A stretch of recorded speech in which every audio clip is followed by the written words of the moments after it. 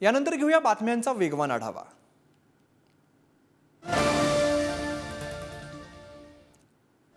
शिवसेना आमदारांच्या अपात्रतेवरील सुनावणी सुरू झाली आहे। सुनील प्रभू यांच्या उलट तपासणीने आजच्या सुनावणीला सुरुवात झाली आहे। यावेळेला व्हीपवरून शिंदे गटाचे वकील आणि सुनील प्रभूंमध्ये खडाजंगी झाली आहे। आमदार अपात्रतेवरील सुनावणीमध्ये विधानसभा अध्यक्षांकडून पक्षपातीपणा केला जातोय असा आरोप ठाकरेंच्या शिवसेनेचे प्रतोद सुनील प्रभू यांनी केलाय। शिंदेच्या शिवसेनेला झुकतं माप दिलं जात असल्याचा आरोप त्यांनी प्रतिज्ञापत्रातून केलाय। शरद पवार गटाच्या खासदार सुप्रिया सुळे, अमोल कोल्हे, श्रीनिवास पाटील, फैजल मोहम्मद यांची खासदारकी रद्द करावी अशी मागणी अजित पवार गटाने राज्यसभा सभापतींकडे केली आहे। शरद पवारांचं नाव मात्र अजित पवार गटाने यातून वगळलंय। आदित्य ठाकरे कोकण दौऱ्यानिमित्त सिंधुदुर्गमध्ये दाखल झाले। त्यावेळेला त्यांनी सिंधुदुर्गमधील प्रमुख पदाधिकाऱ्यांसोबत बैठक घेतली। मुंबईच्या माजी महापौर किशोरी पेडणेकर ईडी कार्यालयामध्ये दाखल झाल्या। कोरोना काळातील कथित बॉडी बॅग खरेदी घोटाळ्याप्रकरणी ईडीने त्यांना समन्स बजावलं होतं। ऊस दरावरती तोडगा न निघाल्याने आज स्वाभिमानी संघटनेने पुणे बंगळुरू राष्ट्रीय महामार्गावरती चक्काजाम आंदोलन केलंय। राजू शेट्टींसह मोठ्या संख्येने शेतकरी या चक्काजाम आंदोलनामध्ये सहभागी झाले। स्वाभिमानी शेतकरी संघटनेच्या चक्काजाम आंदोलनाच्या पार्श्वभूमीवरती कोल्हापुरातील शिरोलीमध्ये पोलिसांचा मोठा बंदोबस्त तैनात करण्यात आलाय। कायदा आणि सुव्यवस्था बिघडू नये म्हणून पोलिसांची फौज तैनात करण्यात आली आहे। चक्काजाम आंदोलनाच्या पार्श्वभूमीवरती कोल्हापुरात सकाळपासूनच स्वाभिमानी संघटनेच्या कार्यकर्त्यांनी पोलिसांकडून धरपकड करण्यात आली आहे। आंदोलन दडपण्याचा प्रयत्न होत असल्याचा आरोप कार्यकर्त्यांनी केला। नांदेड जिल्ह्यातील शेतकऱ्यांनी ऊसाला प्रति टन 3,500 रुपयांचा पहिला हप्ता मिळावा अशी मागणी केली आहे। तसंच मागील वर्षीचा 200 रुपयाचा हप्ता त्वरित मिळावा यासाठी भाऊराव चव्हाण साखर कारखान्यावरती मोर्चा काढण्यात येणार आहे। पालकमंत्री हसन मुश्रीफांच्या कागलमधील ऊस प्रश्न पेटलाय। कागलमधील सावर्डे खुर्द ग्रामपंचायतीने ऊसतोड न करणाऱ्यांबद्दल आक्रमक पवित्रा घेतलाय। ऊसतोड केल्यास 10,000चा दंडात्मक कारवाईचा इशारा देण्यात आलाय। आरक्षण मिळेपर्यंत शांत रहा, उग्र आंदोलन करू नका असं आवाहन मनोज जरांगेंनी नेवासातील सभेमध्ये बोलताना केलंय। जातीय तेढ निर्माण होणार नाही यासाठी मुख्यमंत्री उपमुख्यमंत्र्यांनी लक्ष घालावं अशी मागणी सुद्धा त्यांनी केली। मनोज जरांगेंच्या तिसऱ्या टप्प्यातील दौऱ्याचा आज समारोप होतोय। बीडच्या दोंडराईमध्ये त्यांची समारोप सभा होणार आहे। या सभेची जय्यत तयारी सुरू आहे। शिंदे समिती नागपूरमध्ये दाखल झाली असून मराठा कुणबी मराठा नोंदी शोध मोहिमेचा आढावा घेतला जाणार आहे। नागपूर विभागीय आयुक्त कार्यालयामध्ये शिंदे समितीची आढावा बैठक सुरू आहे। न्यायमूर्ती शिंदे समितीला भेटण्यासाठी वेळ मागणार असल्याची माहिती ओबीसी महासंघाचे अध्यक्ष डॉक्टर बबनराव तायवाडे यांनी दिली आहे। ज्या नोंदी सापडत आहेत त्या एकाचीच नोंद अनेक कागदपत्रात तर नाही ना याची तपासणी करण्याची मागणी करणार असल्याचं त्यांनी सांगितलं। कोल्हापुरातील शाहूवाडी तालुक्यामध्ये कुणबी नोंदी शोधण्याचं काम युद्धपातळीवरती सुरू आहे। आतापर्यंत 10,000हून अधिक कुणबी नोंदी आढळून आल्यात तर 1 लाखांहून अधिक नोंदी तपासण्यात आल्या।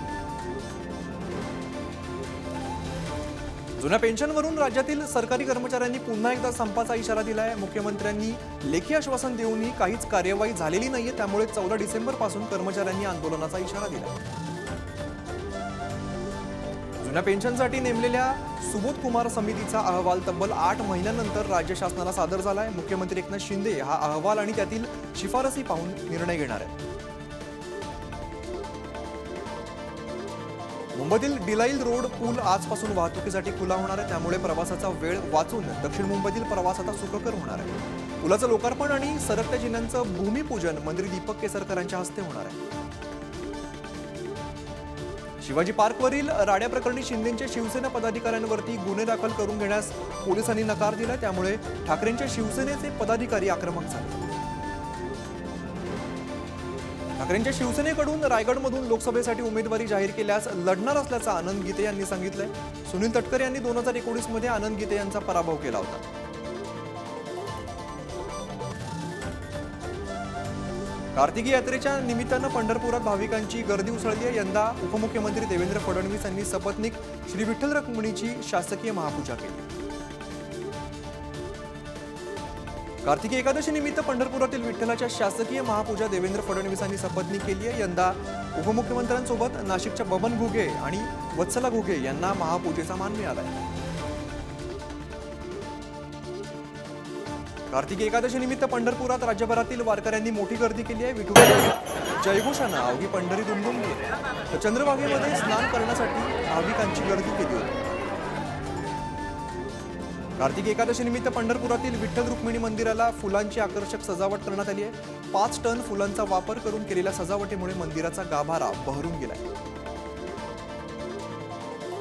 उपमुख्यमंत्री देवेंद्र फडणवीस यांनी आज इंदापुरातील कुलदैवत नरसिंहाचं सपत्नीक दर्शन घेतलं। यावेळेला त्यांनी होम हवन करत अभिषेक केलाय। मुख्यमंत्री असताना त्यांनी या मंदिराच्या विकास आराखड्यासाठी निधी मंजूर केला होता।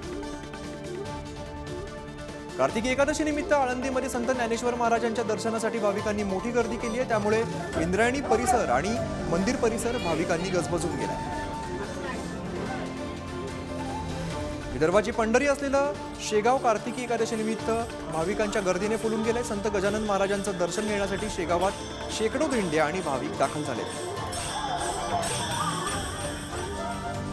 अहमदनगरच्या कर्जतमधील धाकटी पंढरी म्हणून ओळख असलेल्या संत सद्गुरू बोदड महाराज मंदिरामध्ये कार्तिकी एकादशी निमित्त भाविकांनी गर्दी केली होती। भाविकांसाठी खिचडी आणि प्रसादाची सोय करण्यात आली। मराठा आरक्षणाच्या पार्श्वभूमीवरती पंढरपुरात कडक पोलीस बंदोबस्त तैनात करण्यात आलाय। कोणताही अनुचित प्रकार घडू नये यासाठी पोलीस बंदोबस्त तैनात करण्यात आलाय। आगामी लोकसभा निवडणुकीवरून महायुती आणि महाविकास आघाडीमध्ये आकड्यांचा खेळ सुरू आहे। यातच मनसेने स्वबळाचा नारा देत संभाव्य 9 उमेदवारांची यादी जाहीर केली आहे। दरम्यान पुढील आठवड्यात राज ठाकरे नाशिकचा दौरा करणार आहेत। आज मुंबई पुणे द्रुतगती महामार्गावरती गॅन्ट्री बसवण्यासाठी ब्लॉक घेण्यात येणार आहे। दुपारी 12 ते 2 या वेळेमध्ये ब्लॉक घेण्यात येणार आहे। यावेळेला पुण्याहून मुंबईकडे जाणारी वाहतूक पूर्णतः बंद राहणार आहे। BMC Covid oxygen generation plant कथित घोटाळ्या प्रकरणातील मुंबईतील नागपाडा पोलीस स्टेशनमध्ये गुन्हा दाखल करण्यात आलाय। रोमिन छेडा हायवे कन्स्ट्रक्शन कंपनी विरोधात FIR दाखल करण्यात आलाय। 38 कोटींच्या प्रकल्पासाठी 140 कोटी दिल्याचा आरोप करण्यात आलाय। पुढील 10 दिवस पनवेलकरांना पाणी कपातीचा सामना करावा लागणार आहे। पनवेलमध्ये पुढील 10 दिवस 40% पाणी कपातीचा निर्णय घेण्यात आलाय। पंपिंग स्टेशनमधील दुरुस्तीच्या कामासाठी हा निर्णय घेण्यात आलाय। दुकानांवरील मराठी पाट्यांवरून मनसे पुन्हा आक्रमक झाली आहे। 25 नोव्हेंबरच्या मुदतीची आठवण करून देत मराठी पाट्या न लावल्यास खळखट्याक आंदोलनाचा इशारा देण्यात आलाय। अलिबाग तालुक्यात अद्यापही अनेक दुकानांवरती इंग्रजी पाट्या आहेत। या दुकानदारांनी 2 दिवसात दुकानांवरील पाट्या मराठीत केल्या नाही तर आंदोलन छेडण्याचा इशारा मनसेने दिलाय। या बातम्यांचा बुलेटिनमध्ये वेळ झाली। इकडेच थांबण्याची। पाहत राहा पुढारी न्यूज।